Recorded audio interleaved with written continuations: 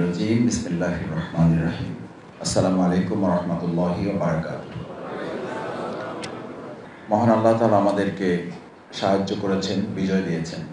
প্রাথমিক বিজয় হলেও এটি আমাদের জন্য একটি গুরুত্বপূর্ণ অধ্যায়। ইজা জাআ নাসরুল্লাহি ওয়াল ফাতহ।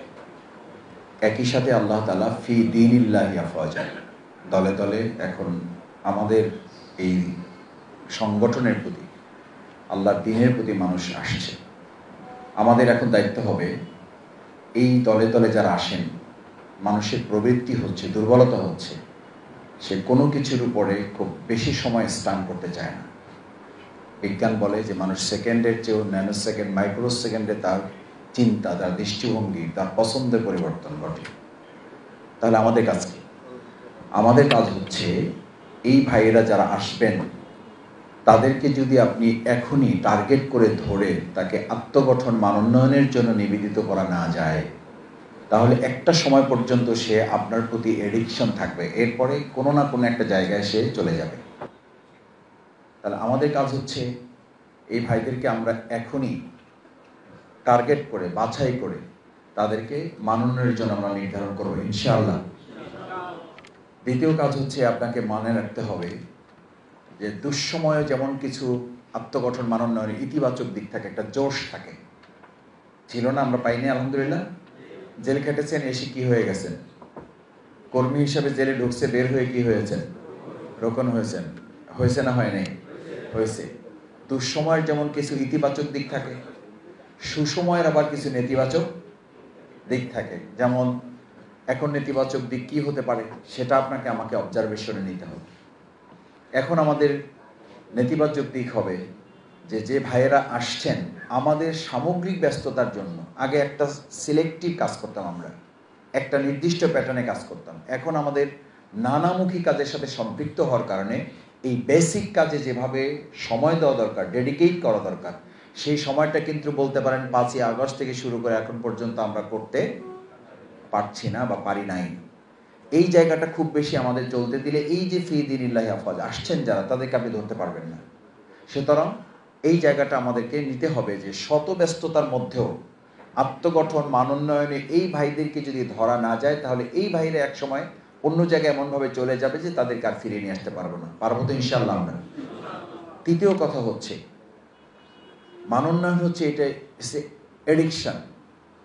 প্রিয় নবী মুহাম্মদ রাসূলুল্লাহ সাল্লাল্লাহু আলাইহি ওয়াসাল্লাম মানুষের আত্মগঠন, মানোন্নয়নের কাজে এমনভাবে কাজ করেছেন যে ওই সময় লোকেরা তাকে পাগল বলতো। ওমা সাহিবুকুম বিমাজনুন। আপনি মানোন্নয়নের কাজটা যদি পাগলের মতো, নেশার মতো করে এটাকে না নিতে পারেন, মাথায় যদি আমার মধ্যে এটা কাজ না করে, নেশা কেন হবে? এই জন্য যে সাদাকায়ে জারিয়া আপনি যদি খুব চেষ্টা করেন 60-70, আল্লাহ তাআলা হায়াতে তয়্যিবা দেন, 80-90 বছর কাজ করবেন, তারপর তো পারবেন না। তারপরে আপনার আমলের জায়গাটা কোথায়? আপনার আমলের জায়গাটা হচ্ছে এই যে আপনি অন্তত এমন 5 জন, 7 জন, 10 জন, 15 জন, 20 জন, 50 জন, 100 জন লোক তৈরি করে যাবেন, যাদের মধ্য দিয়ে পরবর্তী উত্তরসূরি এমন তৈরি হবে যে কিয়ামত পর্যন্ত আপনার পক্ষ হয়ে এই লোকগুলো সাদাকায়ে জারিয়ার কাজ কি রাখবে। তাহলে এই টার্গেটে আমরা মানোন্নয়ন কি টার্গেট গুরুত্বপূর্ণ মনে করে আজকে থেকে নতুন উদ্যমে কাজ নিতে পারবো ইনশাআল্লাহ। কেন? এটা আমার মৃত্যুর পরেও আমার আমল নামায় সাদাকা যুক্ত হওয়ার জন্য, সওয়াব যুক্ত হওয়ার জন্য এটা একটা গুরুত্বপূর্ণ মাধ্যম। চতুর্থ হচ্ছে এই ভাইদের আগ্রহ এবং উদ্যোগটাকে কোনো কোনো ক্ষেত্রে আমরা তাদেরকে টার্গেট নিয়ে কাজ করার সময় আপনাকে খুব সচেতনভাবে, সতর্কতার সাথে খেয়াল রাখতে হবে। ওই সময় উৎসাহ উদ্দীপনা একরকম ছিল, এখন উৎসাহ উদ্দীপনাটাকে যদি আবার কোনো কোনো ক্ষেত্রে ডিল করতে আমরা একটু তার প্রতি শৈথিল্যতা দেখাই, তাহলে সে মনে করবে যে ও এখন তো আপনারা অনেক ভাইদেরকে পেয়ে গেছেন, সুতরাং আমাকে আর এখন দরকার নেই। যাদের পেছনে আপনি ঘুরেছেন, এখন সে ভাই হয়তো আপনার সাথে দেখা করার সময় পাচ্ছে না। হচ্ছে না? হচ্ছে।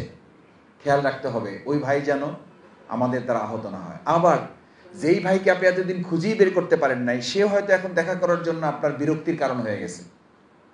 আল্লাহর রাস্তে ওই ভাইকে এটা বলার ভাষা, ব্যবহার তো পড়ে, ভাষাও তো পড়ে, ব্যবহারিক কোনো জিন্দিগিতে, ব্যবহারিক কোনো আচরণও যেন সে বুঝতে না পারে যে তার প্রতি আমি এইটা প্রয়োগ করছি।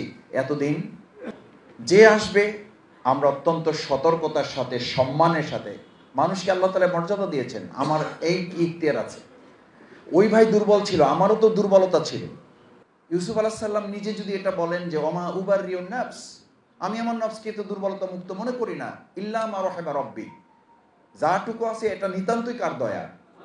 তাহলে আমি শফিকুল ইসলাম মাসুদ কে, যে একজন ব্যক্তিকে দেখেই বলে দিলাম ও এখন তো আলহামদুলিল্লাহ আসছেন, যা বহুদিন পরে আপনাকে পাওয়া গেল, এই কথাটুকু অনেক লোকের সামনে আপনি বলেছেন, এটা তার জন্য যথাযথ সম্মান না, এটা রীতিমতো তাকে কি করা, অপমানিত করে। এই লোকটা কষ্ট পায়, এটা আহত হয়, হয়তো নিশ্চয়ই তার ত্রুটি ছিল, কিন্তু সেইটাকে আপনি আমি মানোন্নয়নের এটা একটা বড় বাধা হবে। এখন যে আসবে যাচাই বাছাই করতে গিয়েও যেন আমরা কোনো ভাইকে আহত না করি।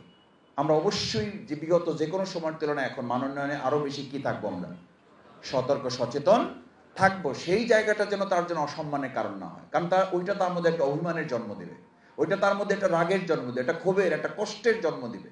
সে রকম হবে না, সে মানোন্নয়ন করবে না। তার চেয়ে বড় কথা হলো আল্লাহ তাআলার পক্ষ থেকে আমাদের কাছে এটা নিয়ামত সংকুচিত হওয়ার একটা কারণ হবে।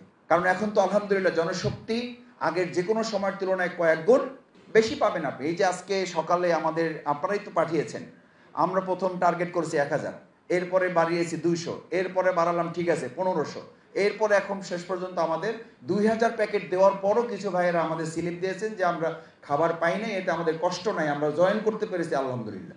এই ভাইয়েরা আমাদের দেখেন, এই 2000 ভাইদের কিন্তু আপনারা মাত্র 3-4 দিনের দাওয়াত দিয়ে এখানে হাজির করেছেন। তাহলে মাঠে আরো এর চেয়ে দ্বিগুণ আছে না নাই?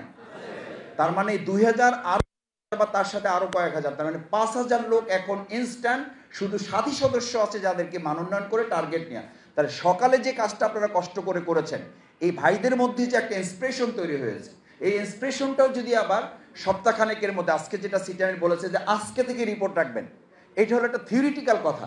প্র্যাকটিক্যালটা করবে কে? প্র্যাকটিক্যালটা কে করবে? আপনারা করবেন। আজকে থেকে গিয়ে ওই যে তালিকা পাঠিয়েছেন তাদের একটু খোঁজ নেবেন, তাদের নিয়ে আবার এখন আলোচনা চক্র হবে, তাদের নিয়ে পাঠচক্র হবে, তাদের নিয়ে ওয়ার্কশপ হবে, তাদের নিয়ে কর্মশালা হবে। আমাদের তো এখন বড় বড় প্রোগ্রামের ব্যস্ততার মধ্যে যদি এই কাজগুলোকে সমান গুরুত্ব না, তার চেয়ে বেশি গুরুত্ব না দেওয়া যায়, তাহলে এই ভাইরাই একসময় আস্তে আস্তে তার আবার সে আগের জায়গায় ফিক্সড হয়ে যাবে। এই জন্য আমি আপনাদের 3টি সামারি বলে শেষ করতে চাই। নাম্বার 1 হচ্ছে, এটাকে সমস্ত কাজের মধ্যে অগ্রাধিকার ভিত্তিতে ব্রেইনে আপনাকে ধারণ করতে হবে যে দিস ইজ মাই ওয়ার্ক এবং এটা আমার ফার্স্ট কাজ ইনশাআল্লাহ। নাম্বার 2 হচ্ছে এটার পিছনে লেগে থাকতে হবে। আজকে মনে করলাম, কালকে মনে করলাম, একজনকে ভাগ করে দিলাম, এরপরে মনে করলাম যে আমি একটু ফলো আপ করলে হয়ে যাবে, হবে না। আমরা সব সময় ছাত্র জীবন থেকে বলে আসছি, শুনে আসছি, এবং এটাতে আমরা অভ্যস্ত হতে হবে যে মানোন্নয়নের কাজটা সরাসরি দায়িত্বশীলদের সাথে সম্পৃক্ত। কার সাথে? আপনারা কারা? দায়িত্বশীল বলতে আবার আপনারা যদি বোঝেন যে এটা হলো শুধু থানা এবং বিভাগীয় আমির এবং সেক্রেটারি কাজ, বিভাগীয় সভাপতি এবং সেক্রেটারি কাজ, ওনারা ওখান থেকে লোক তৈরি করে। সিটি আমির উদ্বোধনী বক্তব্যতে বলেছেন ইউনিট ওয়ার্ড হচ্ছে প্রোডাকশন সেন্টার, ওখান থেকে লোক দিলে পাইপ সেন্টার, ওখানে হলো আমাদের হাউস, তাহলে পাইপ চালু থাকবে। না হলে আপনি যতই আমরা থানাগুলোকে টাইট দেই, থানা যতই কার্যকর ব্যবস্থা হোক, আপনাদের থেকে লোক সাপ্লাই না হলে মানোন্নয়নের কাজটা গতিশীল হবে না। আমরা এই বছরের যা টার্গেট নিয়েছিলাম, আমরা দ্বিগুণ মানোন্নয়নের জন্য একটা পরিকল্পনা আজকে থেকে বাস্তবায়নের জন্য মাঠে কাজ করবো ইনশাআল্লাহ। ইনশাআল্লাহ। আল্লাহ আমাদের হাতগুলো কবুল করুন। আসসালামু আলাইকুম ওয়া রাহমাতুল্লাহি ওয়া বারাকাতুহু।